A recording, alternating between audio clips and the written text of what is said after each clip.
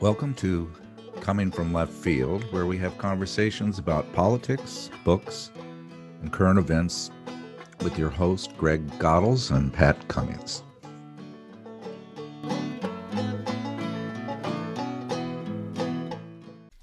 I'm not sure where the catchphrase "follow the money" originated, but it's a powerful pearl of wisdom. Whether influencing a politician, uncovering a business scam, revising government regulations, or even a war, if you follow the money, you'll find the culprit. For example, in the Afghan war, America spent $300 million a day. Where did all that money go? Not to the Afghan people, where 90% live on less than $2 a day. Who wrote the book on this topic? It would be decorated Marine Major General Smedley Butler. And the book? War is a Racket, written in 1935. Let's follow the money. Well, hello, everybody. We're off to another podcast with our good friend, poet, author, veteran, and official friend of the show, because Bill Ehrhart has been on our podcast twice now. And just to remind you, we are doing this as an audio with Bill, but Greg and I are on video, and we'll be adding some pictures and things to the podcast. So welcome, Bill. Well, thank you very much for having me again. And again, I apologize for doing this only by audio.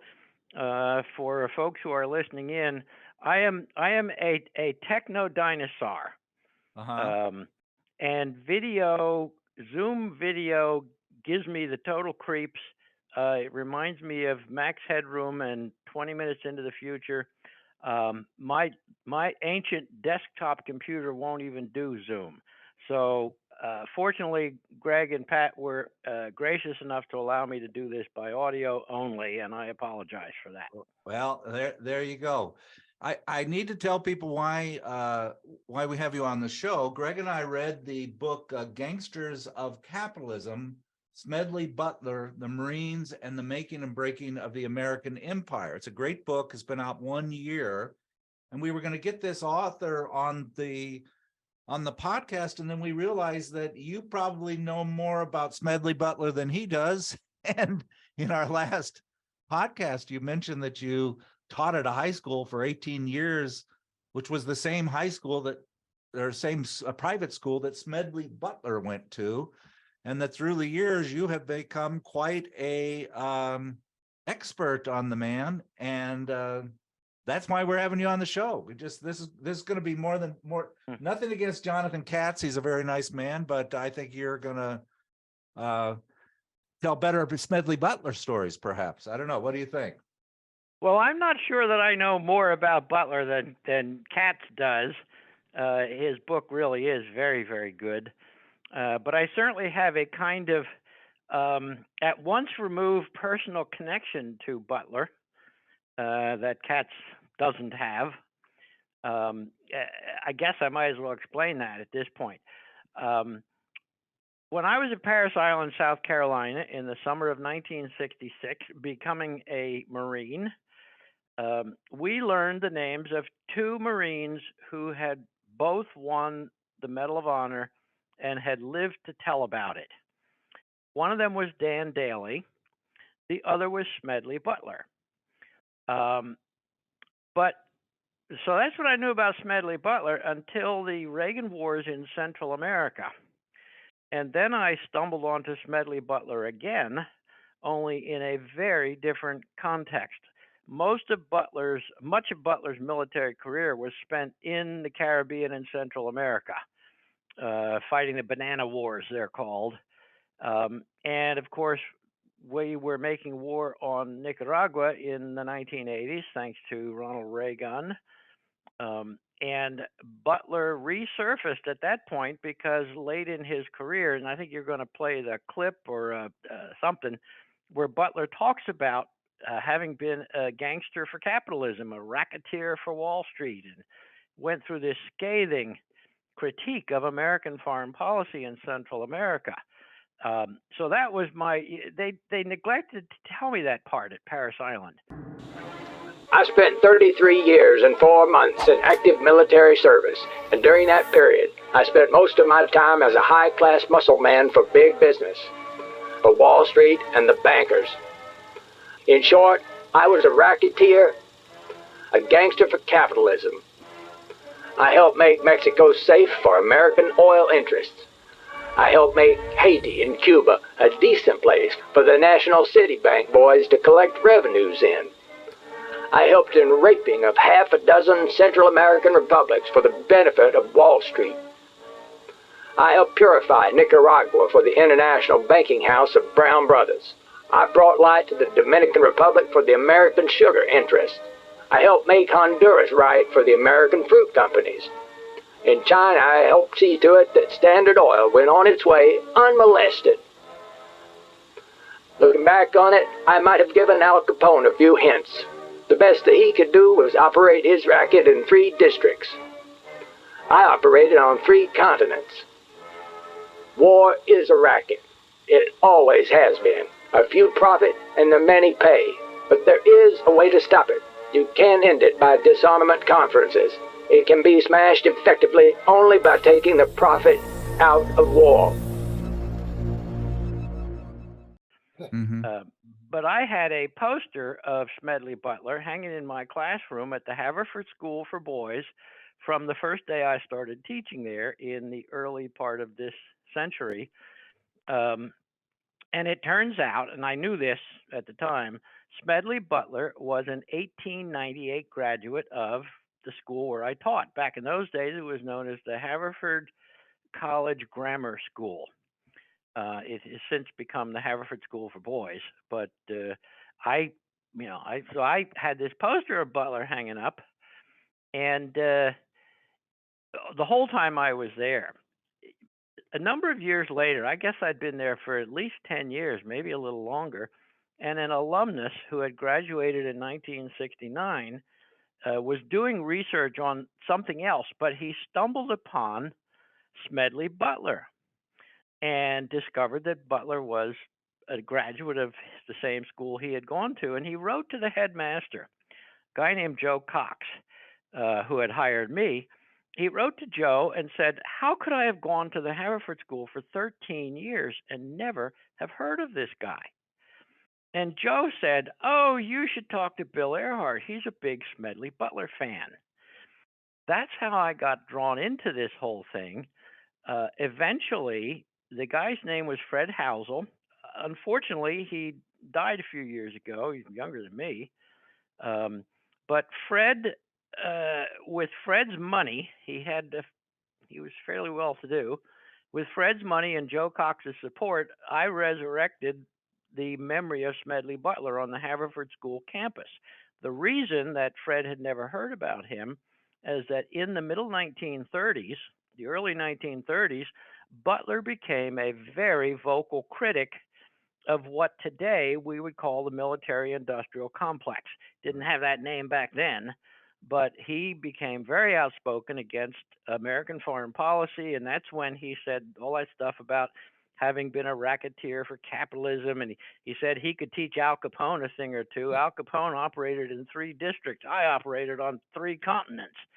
That whole bit, well, back in those days in the 1930s and well into well deep into the 20th century, the Haverford School for Boys was basically a bastion of white Protestant republicanism. And folks on the Philadelphia Main Line made their money partly by supporting the military industrial complex. So when Butler came out against all this stuff, he was perceived as a traitor to his class.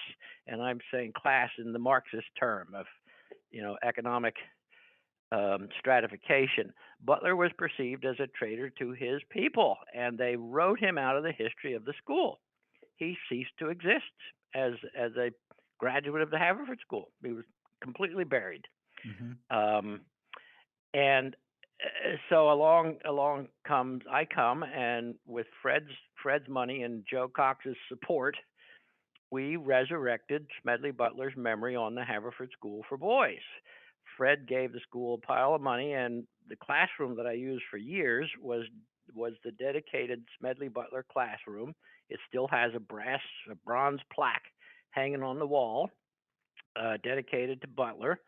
There is an oil painting that a student did, almost full-size color oil portrait of Butler in uniform, hanging outside of the upper school admissions office.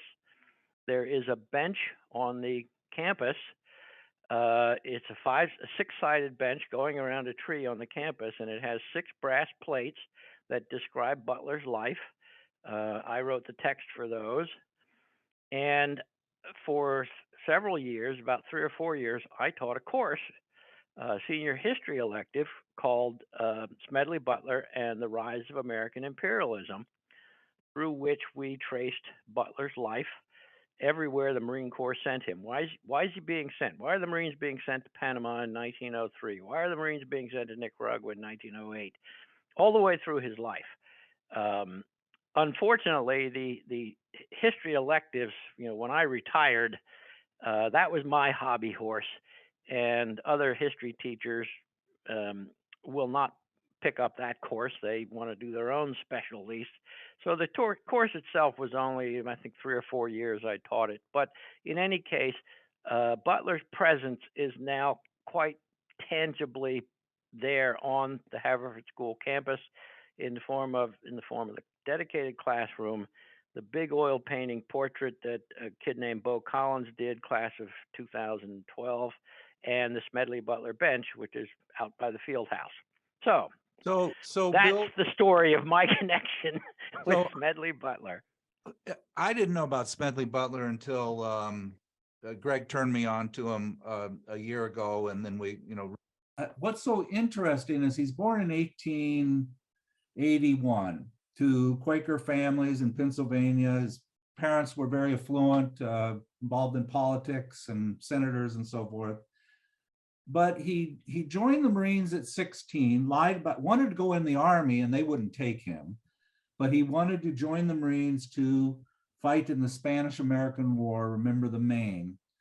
And prior to that, and Greg, you probably know more about this history than I do, we really weren't involved in a lot of imperial wars. But Butler was involved in all of them. Spanish-American, Philippine, Boxer Rebellion, Banana Wars, Honduras, Central America, World War I. He, as a Marine, fought in all of these wars, and not only fought, he was quite a remarkable soldier. And Bill, I think that you can, you said he was twice decorated with the Medal of Honor. I don't think people realize what a BFD that is. Well, let me give you one statistic. I looked this up. There have been 16 million Marines served since the beginning of the Marines until now. 16 million. There are only 299 Medal of Honor recipients in that period of time. So they hand these things out very, it's quite remarkable, but to have 2 of them is even more so. I don't know. What are your thoughts? Well, you've actually raised several really important points. One is you're saying that Butler, we hadn't, up until Butler was born, we hadn't been involved in many imperialist wars. You have to remember that for the first, up until the basically the final crushing of Native American resistance at Wounded Knee, the United States, the Anglos had been involved in imperialist wars from the time that the English separatists stepped off the boat in Massachusetts. We were in the process of creating a continental empire. Those were wars of imperial conquest. And and also don't forget the War of 1812 was really to clear out the Indians from the American Southeast so that they could plant cotton in that area between Georgia and the Mississippi River and into Texas. You've got to remember the war the war against Mexico was an imperialist war. We took half of Mexico. So you're wrong to say that we were not involved in wars of conquest, of wars of imperialism prior to the Philippines, because we were. We were building a continental empire, but it was an empire nonetheless. And we had taken everything we wanted. We weren't interested in the rest of Mexico. We just wanted the part that went out to the Pacific Ocean. And we tried to take Canada 3 times and got our asses kicked all 3 times. So we had basically expanded the United States into as big an empire as we could make it without going overseas. And that's when you get to the period you're thinking of. Right. And yes, Butler was involved in all of those things. You also have to understand the Medal of Honor was not quite what it is today. The Medal of Honor was originally created during the Civil War, and it was given to any soldier, any Union soldier who captured a Confederate battle flag. That's how you won the Medal of Honor, period. It was not available to officers until just before the First World War. And Butler received the first of his 2 Medals of Honor for doing an undercover spy operation where he snuck across Mexico, posing as I think a railroad engineer or something, not a train driver, but a structural engineer. Went in civilian clothing and scoped out Mexico City to see how prepared they were to repel an attack. And Butler himself, when they gave him a Medal of Honor for that, he said, "I'm not wearing this. This is bullshit. I didn't do anything." And essentially, his bosses told him, "You will wear this, or we will court-martial you." Yeah. So he didn't even think he'd done anything to deserve his Medal of Honor the first time. The second one, he was actually involved in some very heavy combat in Haiti. And Butler was, in fact, a very courageous Marine, not a soldier. He was a Marine, which is not the same as a soldier. Right. He would actually have gotten the Medal of Honor as a 17-year-old lieutenant in China in the Boxer Rebellion, but in 1901, officers were not eligible for the Medal of Honor. He led a patrol in which all 6 of the enlisted guys got Medals of Honor, but Butler couldn't get one because they didn't give them to officers. He got what was called the Marine Corps Brevet Medal. Here's another thing you should remember about the Medal of Honor. There were 26 soldiers who received the Medal of Honor for the massacre at Wounded Knee in 1890. Wow. Jeez. Ponder that one. So over time, the Medal of Honor has become more prestigious than it used to be. So all of that should be kept in mind. But Butler was a scrappy guy. He loved to fight. That's the thing that's so fascinating about him. Is he was Quaker, but there is apparently a branch of some Quakers. It's an individual decision whether to be totally pacifist or not. Both of Butler's grandfathers fought in the Civil War, even though they were Quakers. But they felt personally that the slavery was a greater evil than fighting against it, than picking up a weapon and fighting. And Butler came from that kind of a background. He actually used in his household, both growing up as a child and when he was an adult, within the household, they used the Quakerly thee and thou instead of me and you pronouns. So he took his Quakerism seriously, but he was not of the total pacifist brand. When Butler joined the Marines, the meeting that his family belonged to, Westchester meeting in Pennsylvania, they threatened to write Butler out of the meeting, basically throw him out of the meeting, out of the congregation, essentially, because he had joined the Marines, and his mother, because they were so powerful, as you had pointed out, that his father was a congressman. Butler's mother said, if you throw Smedley out of the meeting, I'm going to start my own meeting, and you won't have anybody coming to yours. And so the Westchester meeting backed off, and never expelled Smedley from their meeting for worship. But you know, he's an interesting character. He was writing letters to his father, who was a powerful member of Congress. Long before Butler retired, his father had become the chairman of the Naval Affairs Committee in the House of Representatives. And he was writing to his father from Central America in the early part of the 20th century. You know, what are we doing down here? He's saying to his father, this is bull crap. All we're doing is screwing up the local people and making the bankers in New York City rich. This is stupid. Right. And this is when he's, you know, 20, 21, 22 years old, a lieutenant, a captain. And this is what he's writing to his father. And yet he stays in the Marine Corps for a total of 34 years. How do you explain that? Remarkable story. You know, his background, his family background, you know, both his grandparents and his father were prominent politicians on both sides of the family, both grandfathers. And so he clearly is solidly entrenched in the highly regarded U.S. ruling class, the trusted ruling class, and yet they viewed him as a traitor, a class traitor. And I think, but that entrenchment kind of explains why he was approached by the Liberty Leaguers when they wanted to have a coup against the Roosevelt administration. Well, that's why they trusted jumping ahead. You're really jumping ahead historically by about 30 years. I was talking about 1903, 1904, 1905, when a young Smedley Butler is writing these letters to his father saying, why are we doing this? This is terrible stuff. But why does he keep doing it for 34 years? I think it's because he simply liked to fight. He liked the adrenaline excitement of combat.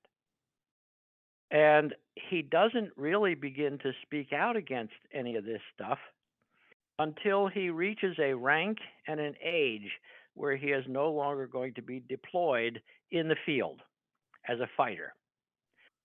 That's when he decides, well, I don't know, war is a racket, as he wrote that book. He's a complicated guy. He loved to fight, and yet he recognized that this was, you know, counterproductive in terms of America's interests. Now, why did in 1933? Why did the DuPonts and Morgan and those guys who were trying to overthrow Roosevelt? Why did they approach Butler? Well, originally they had wanted to approach MacArthur, but they understood that the troops, the men who had served under MacArthur, hated him. He was a bastard. He was an asshole. So they knew that he'd never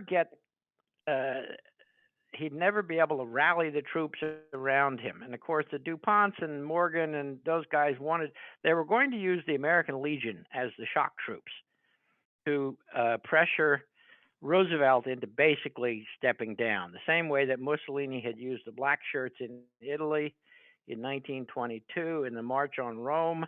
That's what these guys wanted to do 10 years later. They recognized that MacArthur would never be able to rally that kind of support among ordinary rank and file veterans. But they realized that the veterans love Smedley Butler, so of course he'll be the perfect second choice.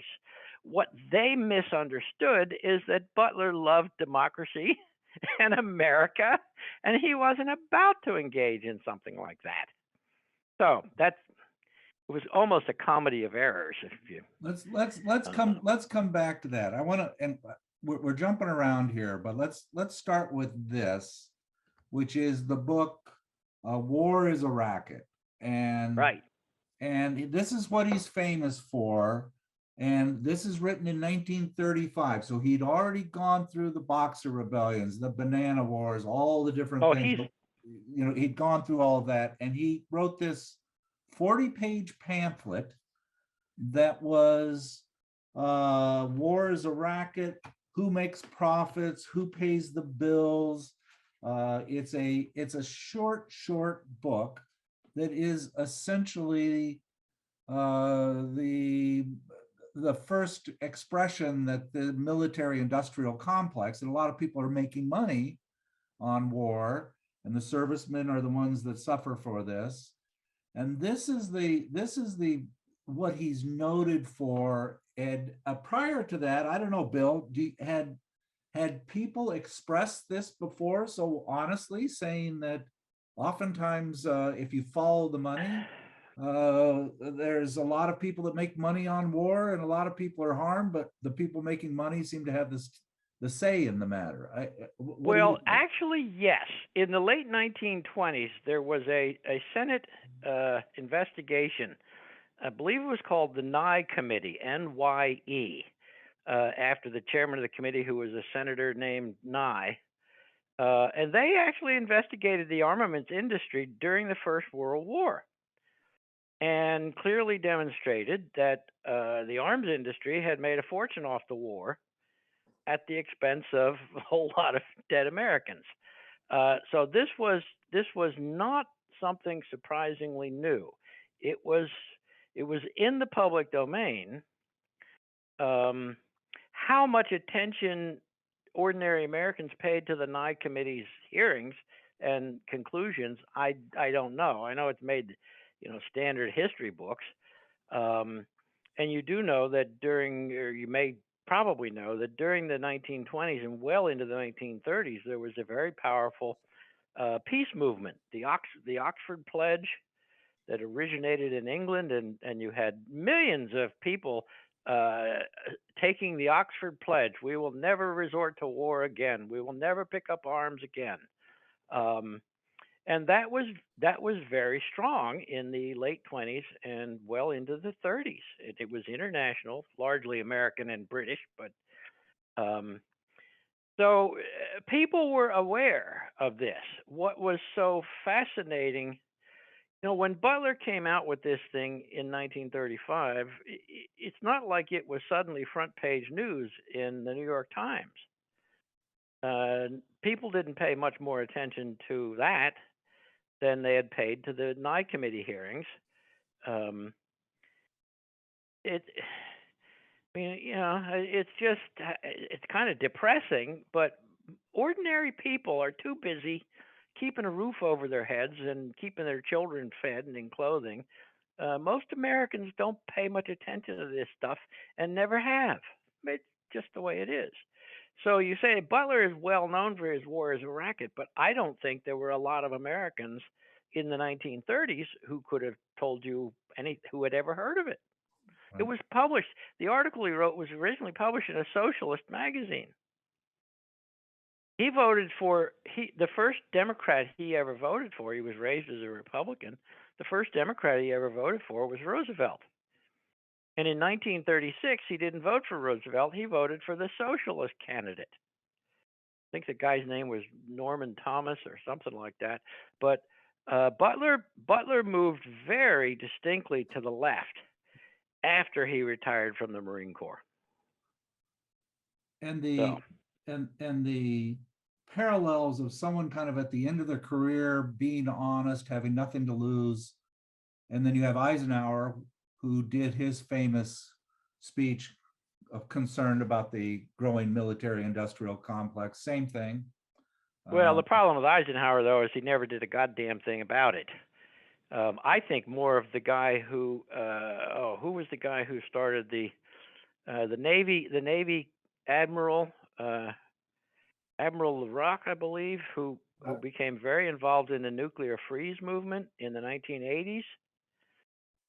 Became very outspoken against nuclear weapons, but only after he retired. Right. So, yeah. Well, this is a fun fact. I got this from Julian Assange, 2011. He did a little quip. We're talking about the Afghan War.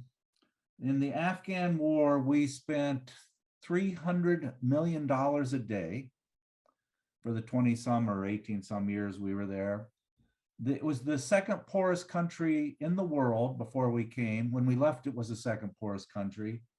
90% of the people live off $2 a day or less. And of all of that money that we spent on the Afghan war, the vast majority went to one of 5 national defense contractors. And so Julian Assange basically says that the war was just a way of funneling money from our coffers to the military-industrial complex. What are your thoughts about that? Is Julian Well, of Assange course. right I mean, or wrong or what? Well, this is not a surprise. This is what war has always been. How do you think the DuPonts made their money? What made the DuPont family filthy rich? It was selling munitions to the U.S. government in the First World War. That's where they made their money. This is not a surprise. We all like to think we live in a democracy, but we really live in a kleptocracy, and the powerful, those with the money own the government, and it doesn't matter. We've expanded the right to vote from what it was in 1789 to what it is today, but it hasn't changed the essential power structure of the country. And this is something that is actually crosses national and international lines, and it doesn't matter what form of government you have. There's actually a French political philosopher who came up with something called the iron law of oligarchy. And his argument, and he supports it absolutely with facts, is that no matter what kind of government you have, monarchy, aristocracy, democracy, doesn't matter what you have, power will always, within 3 generations, devolve to a small controlling elite. And that small controlling elite has the money, because money's what makes government run. It was true in Rome in the 2nd century BC. It's true today. So this Assange is not saying anything that's surprising. But what are people going to do about it? I don't know. I mean, look at how many people got involved in the anti-war movement during the Vietnam War, and what changed? Nothing. Absolutely nothing. It's worse now than it was when we were kids. So, I mean, it seems to me we got into this when I was talking to you guys before, that everything I have to say is really fucking depressing. But, what Assange is saying is it's not rocket science. Of course it's true.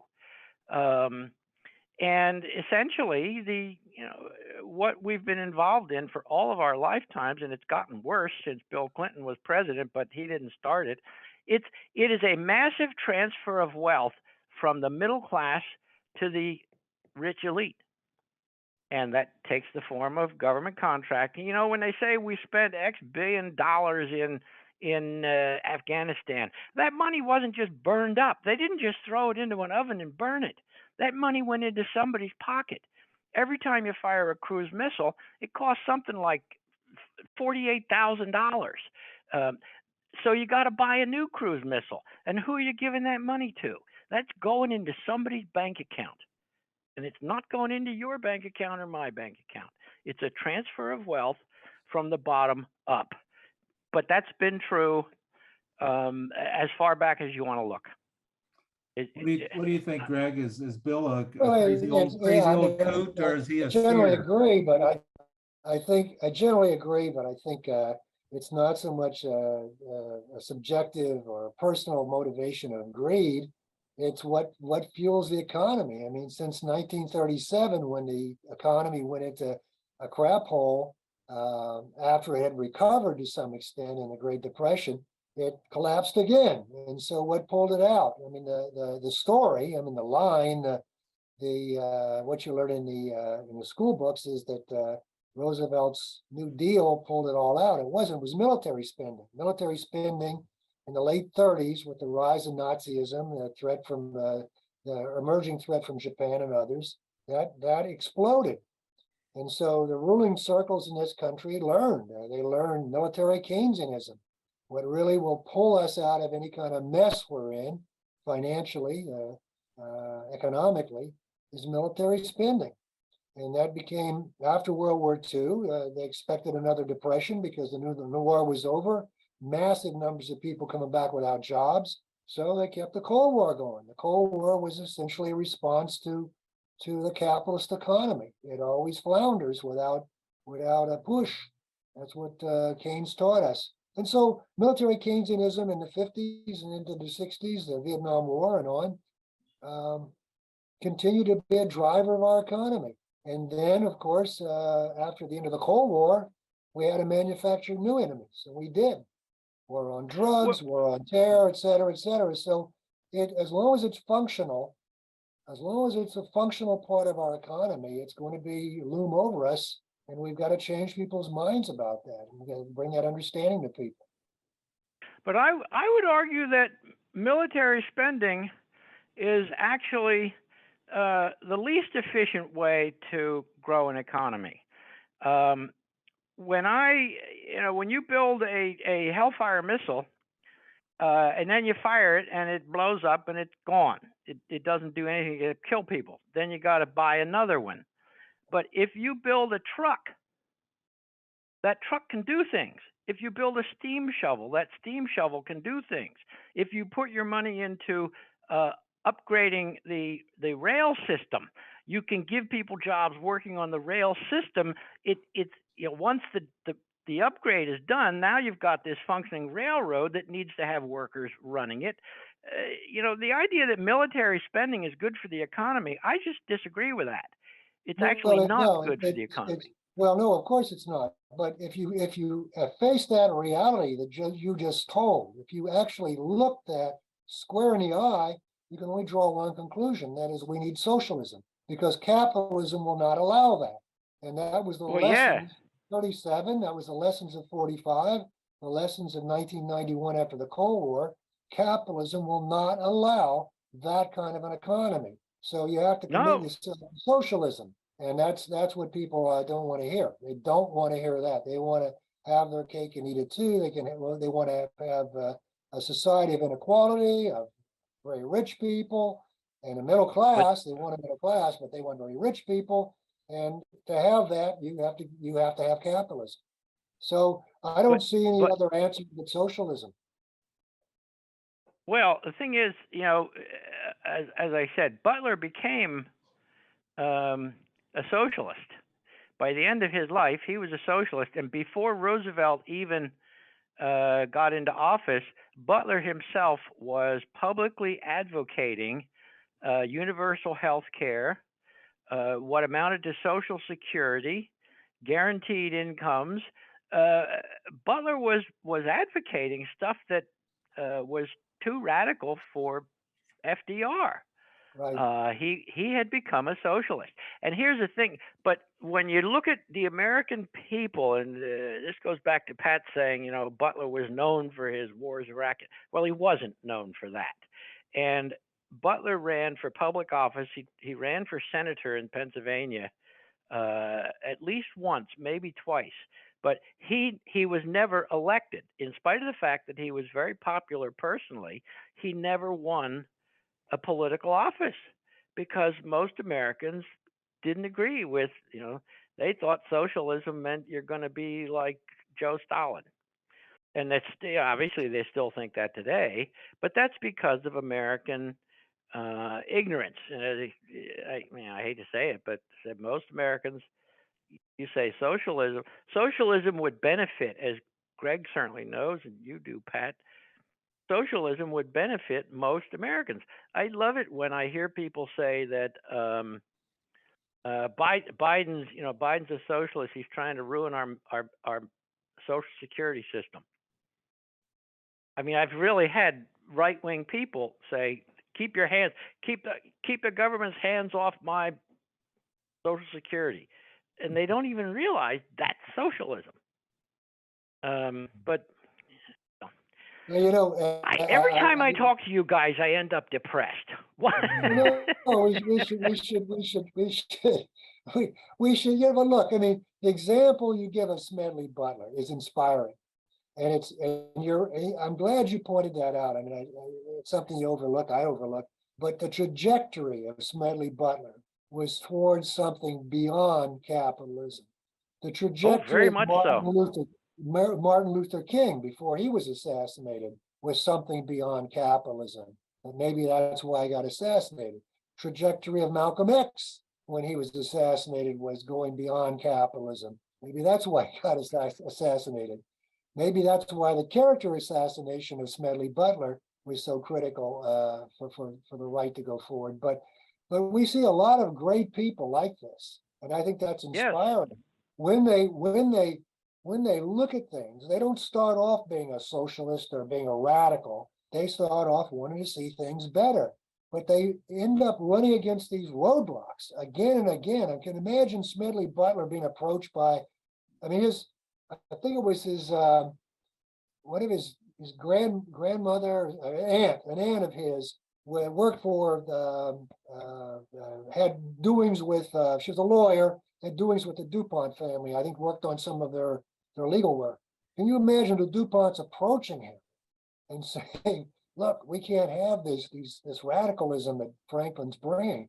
It's like it's like an opening to him. It's like, wow, we've got to go beyond this. You can see where America has to go. So it's inspiring to have the Kings and the Malcolm X's and the Smedley Butlers. It's really inspiring for us.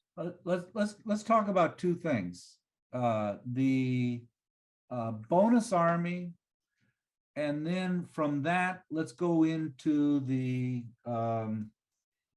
business plot to overthrow the United States government, which Rachel Maddow recently had a podcast on that called Ultra, which was the #1 podcast on iTunes. And Smedley Butler's in the middle of it. So talk about the bonus army first, and why. And this also goes to why people hate McCarthy so much. But tell me about that. Well, actually, MacArthur goes back even further than that, but I'll let that one go. The bonus marchers were the World War I veterans had been promised a bonus payable in 1945. Now, this is in the days before Social Security. There was no social safety net. When you retired, if you had any savings, you were lucky. So they set up this bonus for World War I veterans to be paid in 1945, when many of them would then be retiring from the active workforce and they might need the extra money.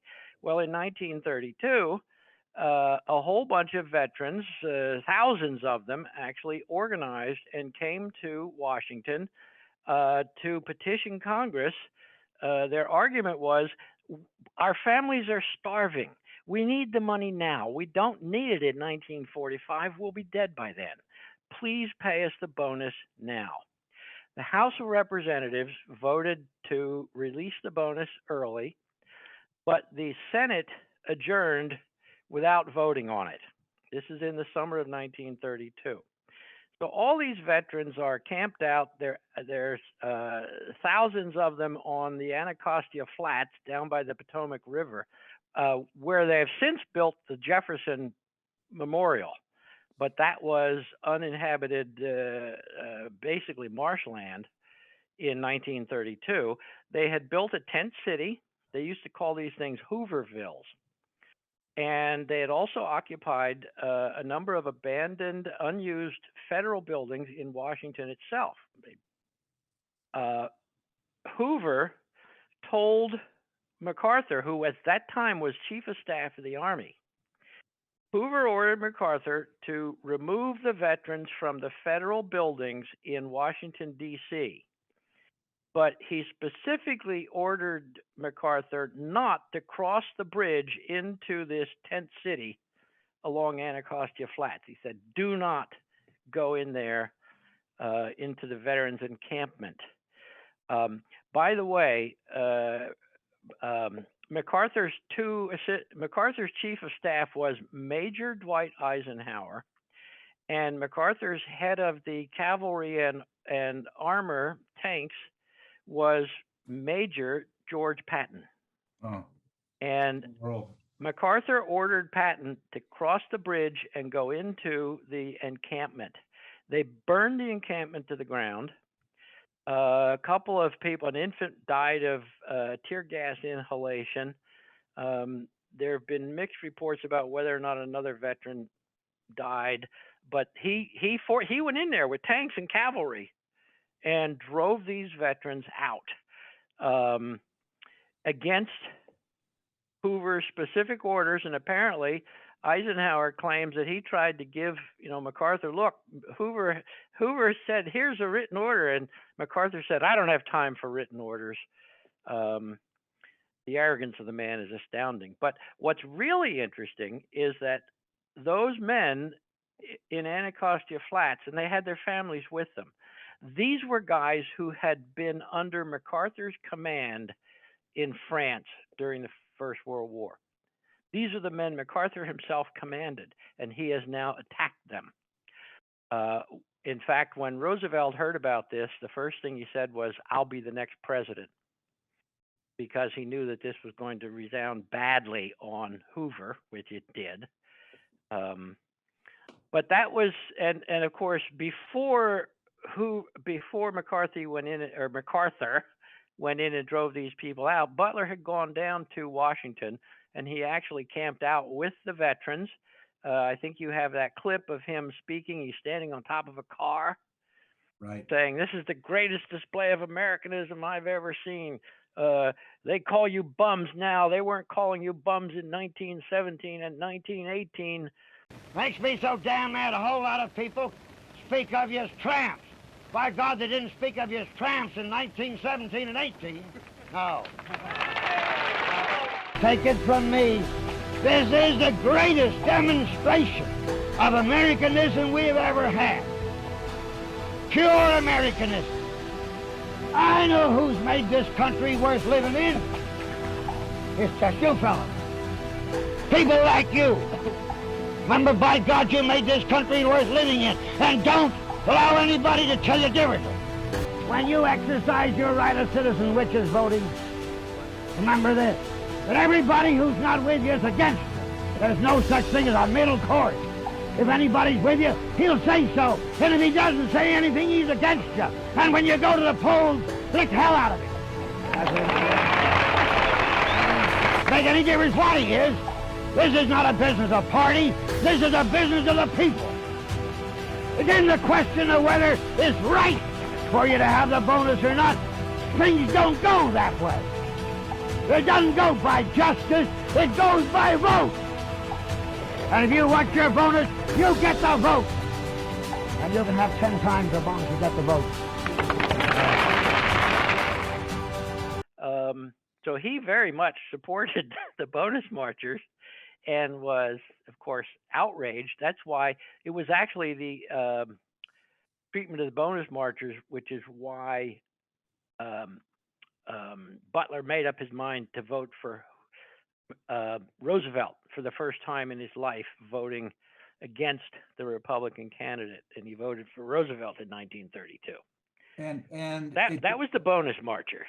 And at the end of his career, Eisenhower was ashamed about what he had done. MacArthur was proud of what he had done because, according to him, these people were all communists. These people were a threat to our democracy because they were part of the red tide. If you can believe that, these are World War I vets that are starving during the Depression, but they needed to be crushed because there was a threat to our government by this red wave that was coming through. I don't know. Is that relatively accurate?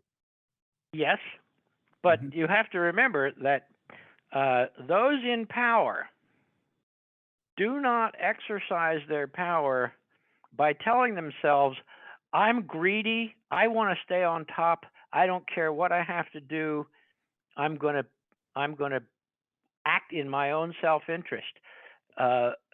Powerful people always convince themselves that what they're doing is in the best interest of the country. So they say these guys are all coming. During how many times were members of Vietnam veterans against the war in the 60s and 70s accused of being communists? Right. It's what you do. Adolf Hitler didn't get up in the morning and look himself in the mirror while he's brushing his teeth and say, I'm the most evil son of a bitch that ever lived. He convinced himself that what he was doing was the right thing to do for the best interests of Germany. Well, that's what MacArthur did. That's what all of these, it's what happens. Um, it is human nature to find ways to justify acting in your own best self-interest. That's what it comes down to. And So sure, I'm sure MacArthur thought they were all communists. I'm sure that the DuPonts thought that Roosevelt was a communist who was going to destroy America, and by the way, you know, destroy their wealth and power. But that's not really why we're doing this. We're doing it because we love America. That's what they do. By the way, here's an interesting point also about the plot to seize the White House. Butler, when Butler listened to these guys long enough to get enough information to understand what was going on, and he was never approached by the DuPonts or J.P. Morgan. It was always through intermediaries. When Butler thought he had enough on these guys, he went to Congress and reported this. And there actually were back up a little bit. You've got McCormick, J.P. Morgan, Prescott Bush, DuPont are all very concerned that Roosevelt is taking us down the wrong path. And so they want to literally overthrow the United States government and install a authoritarian fascist group of people that will run the country. I mean, this is a pretty big story. I think it's a huge story. A huge story, and that's where Zellick, that's where our friend Smedley Butler shows up again in history. Tell us about this. Well, they decided, these guys were smart enough to recognize that MacArthur was very unpopular among the rank and file. And their plan was to use the several 100,000 members of the American Legion as literally the shock troops. Are you familiar with Mussolini's black shirts and the March on Rome in 1922? Right. Parenti, yes, we are. Okay. Well, that's what these guys wanted to have, a march on Washington with these hundreds of thousands of members of the American Legion led by Smedley Butler. And what they were going to do was they were hoping to pressure Roosevelt into essentially stepping aside. He would remain president, but he would no longer have any real power. It would be like, all through Mussolini's reign, 23 years or whatever it was, there was a king. Italy had a king who was the head of the state. But the king had no power. Well, that's what they wanted to do with Roosevelt, is kind of push him to the side and put in place, and they had some name for it, the director of security or something like that. He would have been a dictator. That was what they wanted to do. Now, they chose Butler because they knew he was very popular among the rank and file soldiers that he had commanded, and he did command Army soldiers during this First World War, among others. They misjudged Butler's character, and he learned as much as he could, and then he went to the House of Representatives. His father was dead by then, but he reported this. He said, "This is happening, and you should know about it." And they had hearings, and they called these middlemen that Butler had been dealing with, called them to testify, but they never called the DuPonts or Prescott Bush or J.P. Morgan, never called the big boys to testify in front of Congress. But Roosevelt knew about Roosevelt, of course, was in on all this, and he pulled aside these hotshot businessmen and said, "I know what you're doing, and if you don't back off, I'm going to ruin you." And they took the warning and faded back into the woodwork. So they never testified. However, one of the members of that committee, you will recognize this name, eventually became the Speaker of the House of Representatives. A junior member of that committee was Tip O'Neill from Massachusetts. Hmm. And after O'Neill retired from Congress, and before he died, he publicly said that everything Butler had told that committee was true. But It at, was but, at, but all at, the, true. at the time, they were trying to make him out as being a nut, right? Yes. As an Yes. old coot, right? Yeah. So So they make him out to be a nut, and it turns out he's absolutely right. Yeah. Yeah. And he was right about how far up it went. You know, they only got these middlemen who were like nobodies. I don't even remember their names. But it really did reach up into the highest levels of the American economic elite. And so Butler was right about that. I appeared before the Congressional Committee, the highest representation of the American people, under subpoena to tell what I knew of activities which I believe might lead to an attempt to set up a fascist dictatorship. The plan as outlined to me was to form an organization of veterans, to use as a bluff, or as a club at least, to intimidate the government and break down our democratic institutions. The upshot of the whole thing was that I was supposed to lead an organization of 500,000 men, which would be able to take over the functions of government. I talked with an investigator for this committee who came to me with a subpoena on Sunday, November 18th. He told me they had unearthed evidence linking my name with several such veteran organizations. As it then seemed to me to be getting serious, I felt it was my duty to tell all I knew of such activities to this committee. My main interest in all this is to preserve our democratic institutions. I want to retain the right to vote, the right to speak freely, and the right to write. If we maintain these basic principles, our democracy is safe.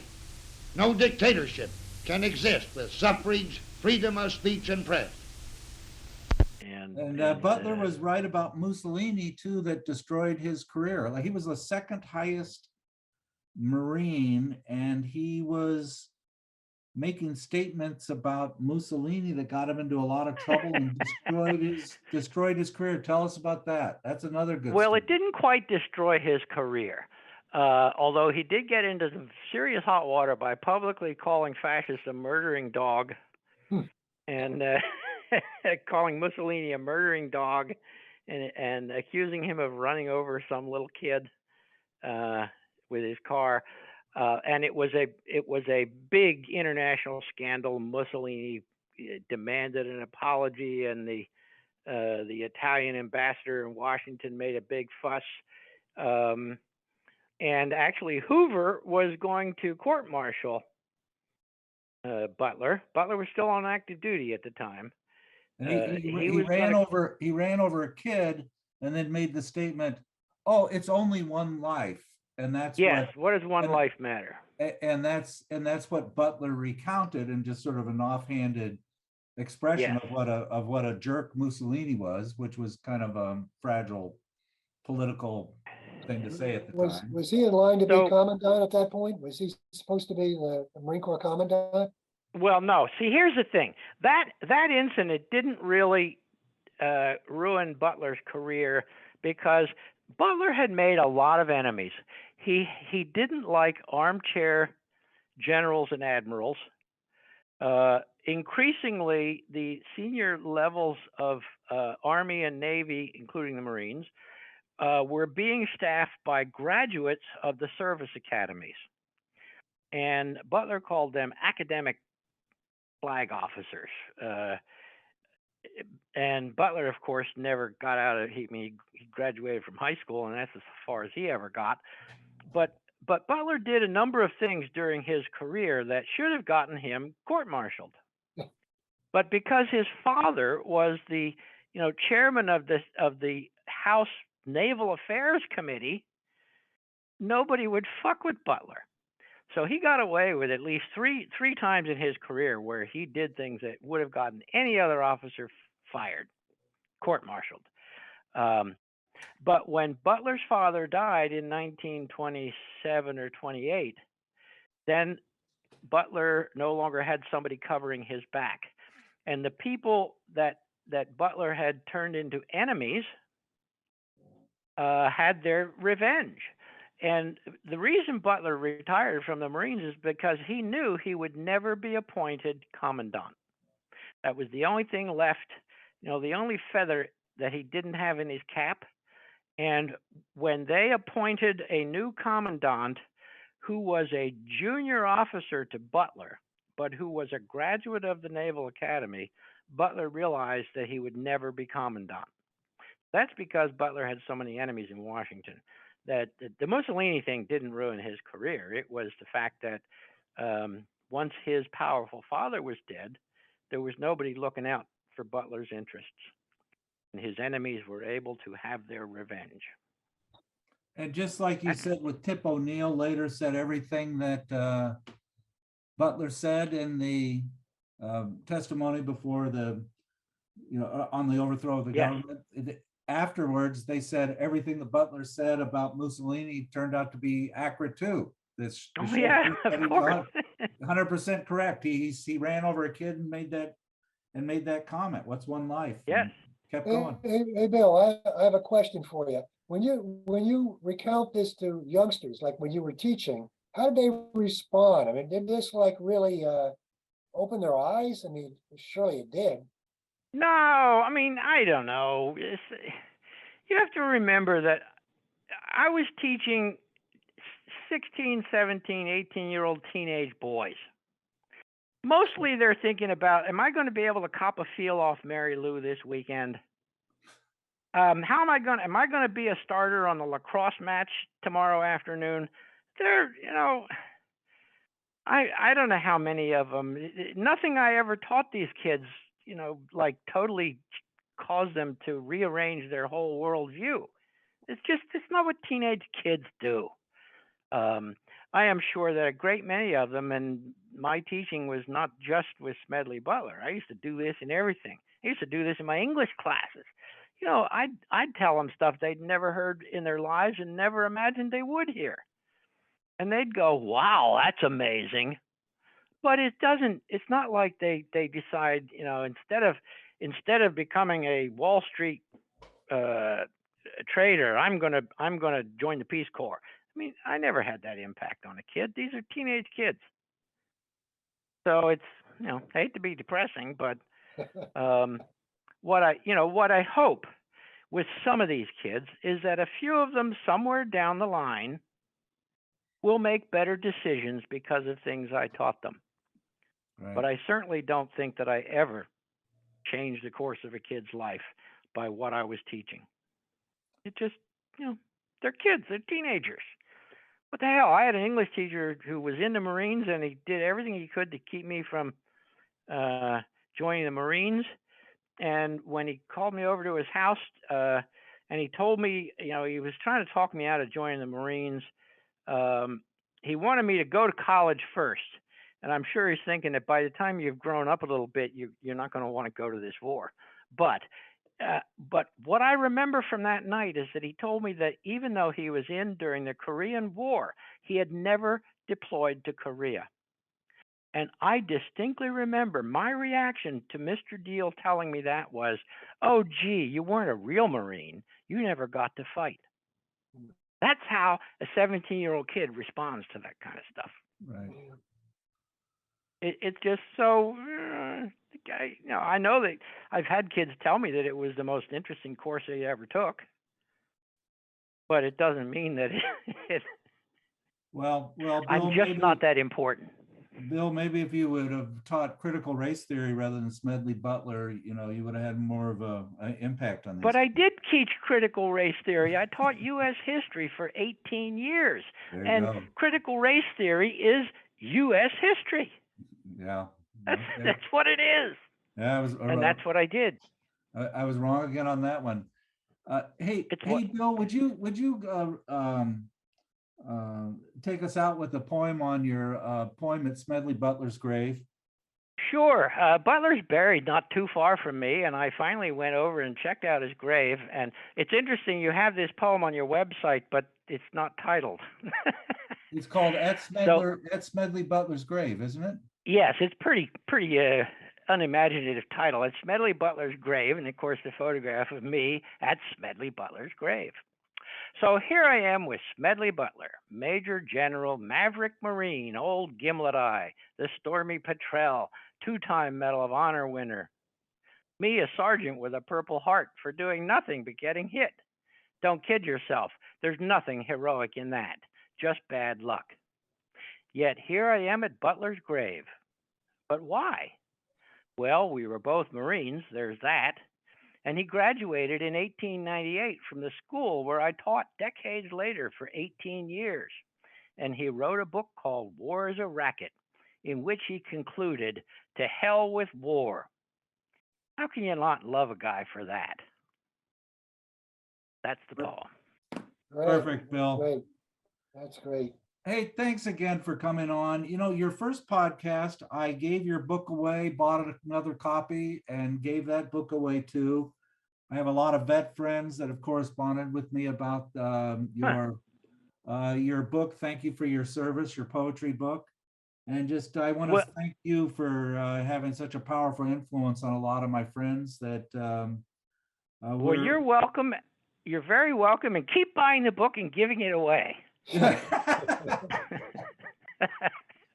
Okay, guys, good to talk with you. Thanks for having me on again. Thanks, Bill. Thank you. It's been great. Thank you again. Bye now. See ya.